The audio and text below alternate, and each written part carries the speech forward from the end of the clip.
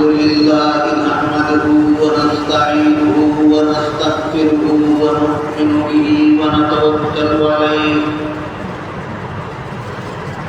ونعوذ بالله من شرور أنفسنا ومن سيئات أعمالنا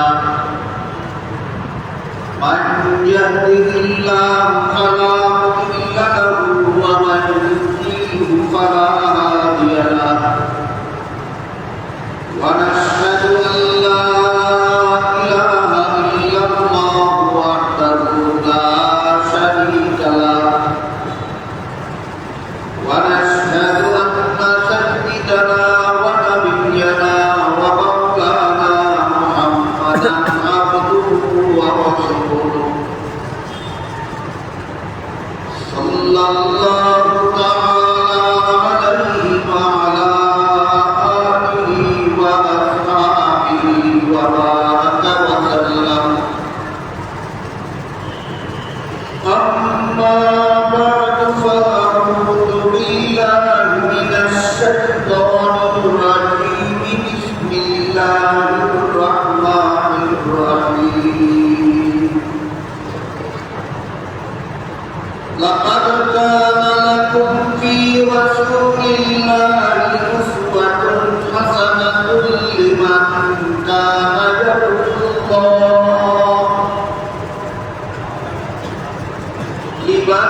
كان يرجو الله واليوم الآخر وذكر الله كثيرا وقال رسول الله صلى الله عليه وسلم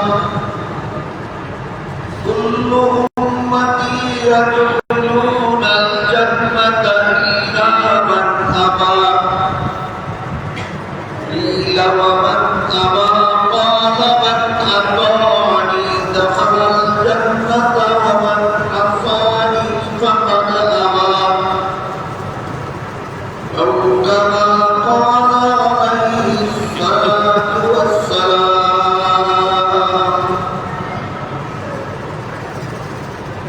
حضرات علماء کرام محترم حاضرین ও আমার প্রিয় ছাত্র ভাইয়েরা, পবিত্র কোরআনের যে ছোট্ট একটি আয়াত আমি আপনাদের সামনে তিলাওয়াত করেছি, তাতে আল্লাহ বলেন অবশ্যই আল্লাহর রাসূলের মধ্যে রয়েছে তোমাদের জন্য উত্তম আদর্শ। সেই আদর্শ গ্রহণ করতে পারবে কারা?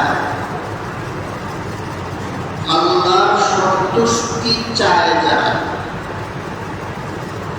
রাসূলের আদর্শ গ্রহণ করতে পারবে কারা? পরকালীন জীবনকে সফল করতে চায় যারা। রাসূলের আদর্শ গ্রহণ করতে পারবে কারা? আল্লাহকে বেশি বেশি স্মরণ করে না। এইগুলো আয়াতের মোটামুটি অর্থ। এই আয়াতের অর্থ থেকে তার মর্মটা সঠিকভাবে উদাহরণ করার জন্য আল্লাহকে কতগুলি শর্ত করলেন। যারা আল্লাহর সন্তুষ্টি চায়, যারা পরকালের জীবনকে সফল করতে চায়, যারা আল্লাহকে বেশি বেশি স্মরণ করে, তারা পারবে রাসূলের আদর্শ গ্রহণ করতে। এই শর্তগুলি যাদের মধ্যে নাই, এরা রাসূলের আদর্শ গ্রহণ করতে পারে। তাই শর্তগুলি আছে কার মধ্যে আর শর্তগুলি নাই কার মধ্যে, এটা বোঝার জন্য আয়াতের শানে মতো কোন ঘটনা উপলক্ষে আল্লাহ আয়াত নাযিল করেছিলেন সেই ঘটনাটা সংক্ষেপে আমাদের স্মরণ রাখা দরকার। রাসূল কারীম সাল্লাল্লাহু আলাইহি ওয়াসাল্লাম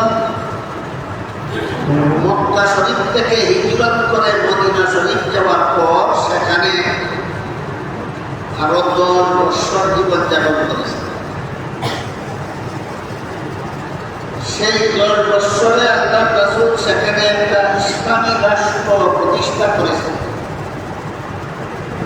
সেই রাষ্ট্র পরিচালনার জন্য একটা লিখিত সংবিধান তৈরি করেছে। ইতিহাসের ভাষায় সংবিধানটাকে মদিনা সনদ বলা। সেই 10 বছরের মাদানী জিন্দেগিতে রাসূল তার প্রতিষ্ঠিত রাষ্ট্রের প্রধান শাসনকর্তা ছিলেন। এই 10 বছরের মাদানী জিন্দেগিতেই জিহাদের মাধ্যমে সন্ত্রাস দমন করার বিধান ইসলামে নাযিল করা হয়। এই কথাটা একটু ধারাবাহিকভাবে সিরাতুন নবী ধারাবাহিক আলোচনার মাধ্যমে বলা দরকার ছিল, আপনাদের শোনা বোঝা দরকার ছিল, কিন্তু আমি খুব তাড়াহুড়া করে গুছাইয়া কথা বলতে পারি। কোনো কথা আগাগোড়া গুছাইয়া বলতে হইলে আমার একটু সময়ের দরকার হয়। আমি আশা করি আপনারা কিছু সময় ধৈর্য ধারণ করে শুনলে আমি কিছু কথা একটু গুছানো ভাবে আপনাদের সামনে তুলে ধরার চেষ্টা করব। তো সেই 10 বছরের জিন্দেগিতে যেহেতু ইসলামে আর একটা নতুন বিধান চালু করা হয়েছিল জিহাদের মাধ্যমে সন্ত্রাস দমন করা, তাই রাসূল কারীম সাল্লাল্লাহু আলাইহি ওয়াসাল্লাম 10 বছরের মাদানী জিন্দেগিতে ৬৬টা জিহাদ পরিচালনা করেছেন। ২৩টা জিহাদে রাসূল নিজেই অংশগ্রহণ করেছেন। ৪৩টা জিহাদে রাসূল মুজাহিদ বাহিনী প্রেরণ করেছেন। যে সমস্ত জিহাদে রাসূল নিজেই অংশগ্রহণ করেছেন সেইগুলির মধ্যে একটা জিহাদ বা একটা যুদ্ধের নাম ইতিহাসের ভাষায় খন্দকের যুদ্ধ, কুরআনের ভাষায় বহুজাতিক বাহিনীর যুদ্ধ। যে ২৩টা যুদ্ধে রাসূল নিজেই সেনাপতি ছিলেন, যোদ্ধাদের সেনাপতি। ২৩টা যুদ্ধের মধ্যে একটা যুদ্ধের ঐতিহাসিক নাম হইল খন্দকের যুদ্ধ, আর পুরানি নাম হইল বহুজাতিক বাহিনীর যুদ্ধ। আহজাব হিজবুন শব্দের বহুবচন, এর হিজবুন শব্দের অর্থ বাহিনী। বহুজাতিক বাহিনী সম্মিলিতভাবে মদিনায় হামলা করার জন্য মদিনাকে ঘেরাও করেছিল। এই বাহিনী মদিনায় যেন প্রবেশ করতে না পারে, এই জন্য মদিনার 3 দিক পাহাড় বেষ্টিত আর একদিক খোলা। যে দিকটা খোলা এদিক সমস্ত এলাকা জুড়ে গভীর একটা খন্দক খননের সিদ্ধান্ত গ্রহণ করলেন রাসূল।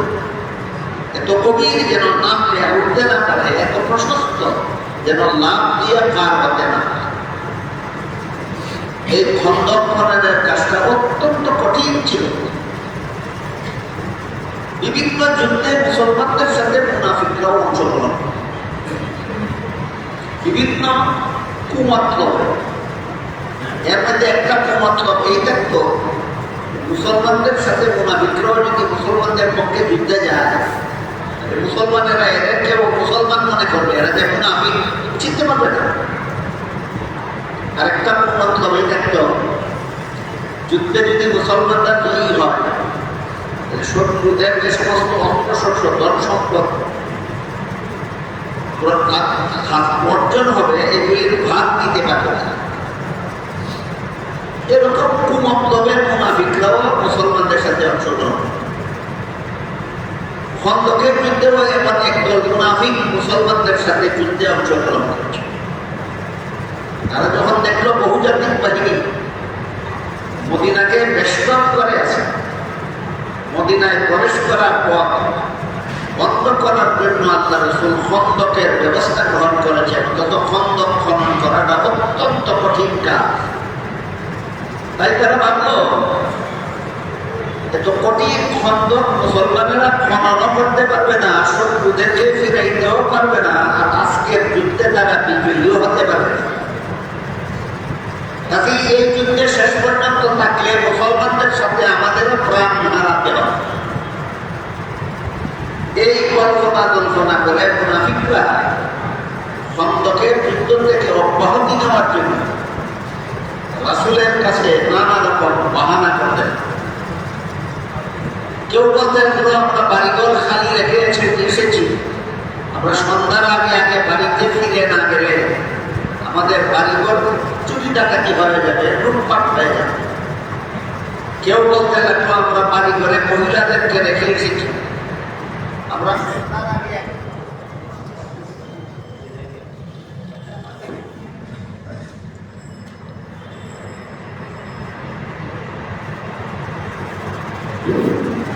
আমরা সন্ধ্যাবাদী আগে বাড়িতে না ফিরিয়ে আমাদের মহিলাদের হেফাজতের ব্যবস্থা হবে। এইভাবে বিভিন্ন মুনাফিক খন্দকের যুদ্ধ থেকে অব্যাহতি নেওয়ার জন্য রাসূলের কাছে নানা রকম বাহানা পেশ করতে লাগলো। তখন আল্লাহ রাব্বুল আলামিন আমার তিলাওয়াতকৃত আয়াত নাযিল করে বলেন, লাকাদ কানা লাকুম ফি রাসূলিল্লাহি উসওয়াতুন হাসানাতুন লিমান কানা ইয়ারজুল্লাহা ওয়াল ইয়াওমাল আখিরা ওয়া যাকারাল্লাহা কাসীরা। অবশ্যই আল্লাহর রাসূলের মধ্যে রয়েছে তোমাদের জন্য উত্তম আদর্শ। রাসূলের মধ্যে রয়েছে আমাদের জন্য উত্তম আদর্শ। সামনে নজরুলের ঘটনাটা মনে রাখি, এবার নতুনভাবে আয়াতের মর্মটা বলার চেষ্টা। আল্লাহ বলেন আল্লাহর রাসূলের মধ্যে রয়েছে তোমাদের জন্য উত্তম আদর্শ। আদর্শ তাকেই বলা হয় যার কথা অনুসরণযোগ্য, যার অবস্থা ভালো না। কি বললেন? যার কথা অনুসরণযোগ্য নয় তিনি আদর্শ, না যার কথা অনুসরণযোগ্য, যার কাজ অনুকরণযোগ্য নয় তিনি আদর্শ না, যার কাজ অনুকরণযোগ্য তিনি আদর্শ।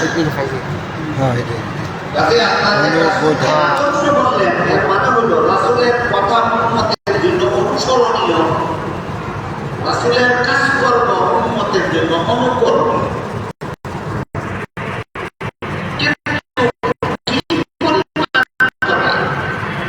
কি পরিমাণ এর বিস্তারিত বিবরণ এখানে। রাসূলের জীবনের সকল কাজ উম্মতের জন্য অনুকরণীয় নয়, রাসূলের জীবনের সকল কথা উম্মতের জন্য অনুসরণীয় নয়। কাজেই রাসূলের জীবনের কোন কোন কাজ, কোন কোন কথা উম্মতের জন্য অনুসরণীয়, অনুকরণীয়, সেটা মুফাসসিরিনে কেরাম চিহ্নিত করেছেন এই আয়াত থেকে। যে আয়াত তিলাওয়াত করেছি সেই আয়াত থেকে। এর সারমর্ম হলো 10 বছরের মাদানী জিন্দেগিতে রাসূল খন্দকের যুদ্ধে নিজেও অংশগ্রহণ করেছেন, মুসলমানদেরকেও অংশগ্রহণ করতে বলেছেন। তাই রাসূলের নবুয়তের দায়িত্ব প্রাপ্তির 23 বছরের জিন্দেগিতে যত কাজ তিনি নিজেও করেছেন, উম্মতকেও করতে বলেছেন, তত কাজ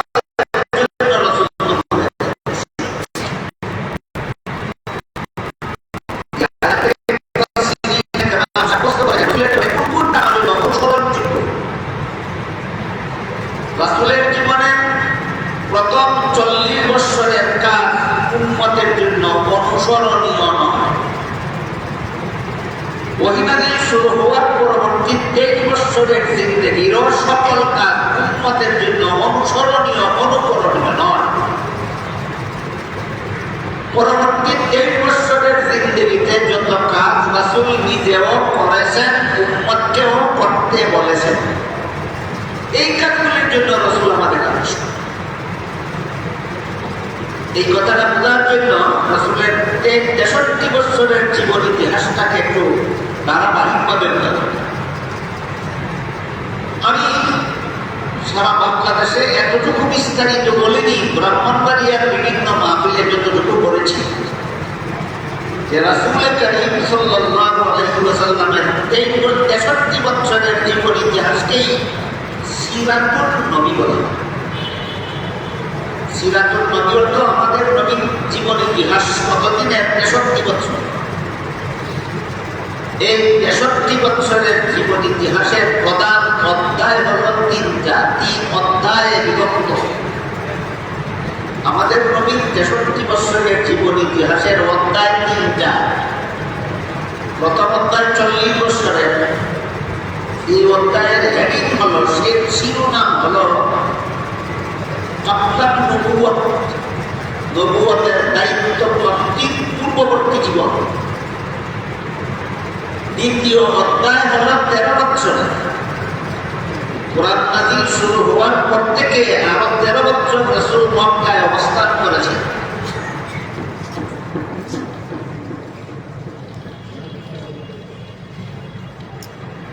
মক্কায় অবস্থানকারী 13 বছরের জীবন ইতিহাসকে রাসূলের মক্কি জিন্দেগি বলা হয়। আগের 40 আর পরের 53 বছর বয়সে রাসূল কারীম সাল্লাল্লাহু আলাইহি ওয়াসাল্লাম মক্কা শরীফ থেকে হিজরত করে মদিনা শরীফ গিয়ে সেখানে আরো 10 বছর অবস্থান করেছেন। 10 বছর মদিনায় অবস্থানকালী জীবন ইতিহাসকে রাসূলের মাদানী জিন্দেগি বলা হয়। এই হল সিরাতুল নবীর 3টা অধ্যায়। প্রথম অধ্যায় 40 বছরের, শিরোনাম কাবলাত নবুওয়াত। দ্বিতীয় অধ্যায় 13 বছরের, শিরোনাম মক্কি জিন্দেগি। তৃতীয় অধ্যায় 10 বছরের, শিরোনাম মাদানী জিন্দেগি। আগেই বলেছিলাম খুব ধারাবাহিকভাবে কিছু কথা না বললে, তাড়াহুড়া করে এলোপাতাড়ি কথা বললে একটা সুস্পষ্ট ধারণা নিয়ে বাড়ি যাওয়া যায় না। তাই সিরাতুল নবী সম্পর্কে আপনারা যেন একটা সুস্পষ্ট ধারণা নিয়ে যেতে পারেন, এই জন্য আমরা প্রথম থেকেই স্মরণ রাখার চেষ্টা করি যে 63 বছরের জীবন ইতিহাসকে সিরাতুল নবী বলা হয়। এর 3টা অধ্যায় আছে। প্রথম অধ্যায় 40 বছরের, এর শিরোনাম হল কাবলাত নবুওয়াত। দ্বিতীয় অধ্যায় হল 13 বছরের, এর হেডিং হল মক্কি জিন্দেগি। তৃতীয় অধ্যায় হল 10 বছরের, এর শিরোনাম হল মাদানী জিন্দেগি। দেখেন বুঝলেন কিনা? বুঝে থাকলে এবার বলেন, নবী আমাদের নবী 63 বছরের জীবন ইতিহাসকে কি বলে? অধ্যায় কটা? প্রথম অধ্যায় কত দিনের? নাম কাবলাত নবুওয়াত। 40 বছরের অধ্যায়ের নাম কাবলাত নবুওয়াত, নবুওয়াতের আগে জীবন। দ্বিতীয় অধ্যায় 13 বছরের, নাম মক্কি জিন্দেগি। তৃতীয় অধ্যায় 10 বছরের, নাম মাদানী জিন্দেগি। এই 3টা অধ্যায়ে পৃথক পৃথক কতগুলি বৈশিষ্ট্য আছে। 40 বছরের কাবলাত নবুওয়াতের 40 বছরের প্রথম অধ্যায়ের একটা আলাদা বৈশিষ্ট্য আছে, যেই বৈশিষ্ট্য পরবর্তী জীবনে নাই। 13 বছরের মক্কি জিন্দেগির একটা আলাদা বৈশিষ্ট্য আছে, যেটা আগের জীবনেও নাই, পরের জীবনেও নাই। 10 বছরের মাদানী জিন্দেগির আলাদা একটা বৈশিষ্ট্য আছে, যেটা আগের জিন্দেগির কোনো অধ্যায়ে নেই। এবার বুঝে থাকতে বলেন, সিরাতুল নবীর 3টা অধ্যায়ের একই বৈশিষ্ট্য না বিভিন্ন অধ্যায়ের বিভিন্ন বৈশিষ্ট্য? এবার আমরা বৈশিষ্ট্যগুলি ধারাবাহিকভাবে একটা একটা করে বোঝার চেষ্টা করি। সিরাতুল নবীর প্রথম অধ্যায় 40 বছরের, হেডিং হল কাবলাত নবুওয়াত। এর বৈশিষ্ট্যটা, এর হেডিংটা, এর শিরোনামটা হলো, এর বৈশিষ্ট্যটা, এর শিরোনাম হলো কাবলাত নবুওয়াত। আর এর বৈশিষ্ট্য হলো এটা উম্মতের জন্য শরীয়তের দলিল নয়, এটা নবীর জন্য নবুয়তের দলিল। সিরাতুল নবীর প্রথম অধ্যায়ের 40 বছর, এটা উম্মতের জন্য শরীয়তের দলিল নয়, এটা নবীর জন্য নবুয়তের। মনে রাখি, আলোচনা করেন না 40 বছরের বৈশিষ্ট্য উম্মতের জন্য শরীয়তের দলিল না নবীর জন্য নবুয়তের।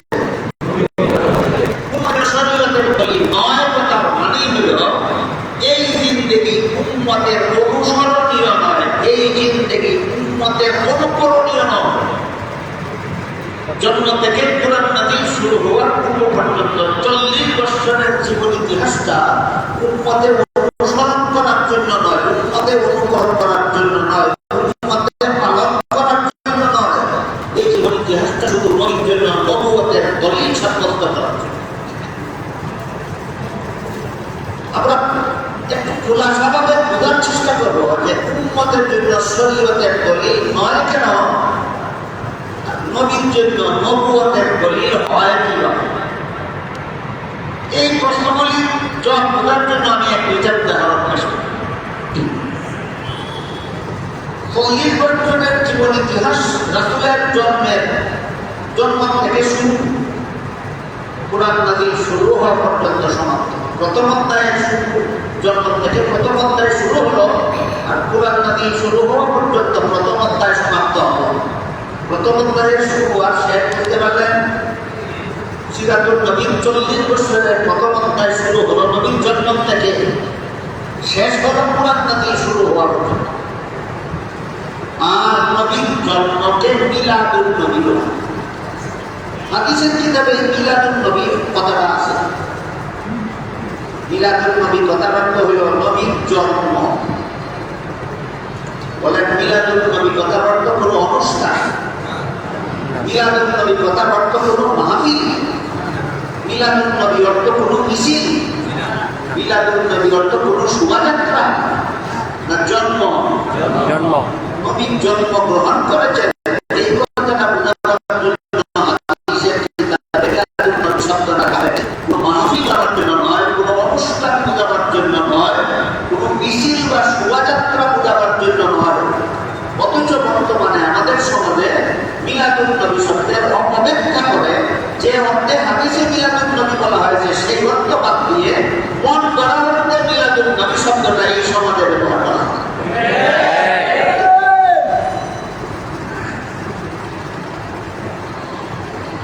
মিলাদুন নবী অর্থ নবীর জন্ম। এই জন্মের কতগুলি বৈশিষ্ট্য আছে। রাসূল কারীম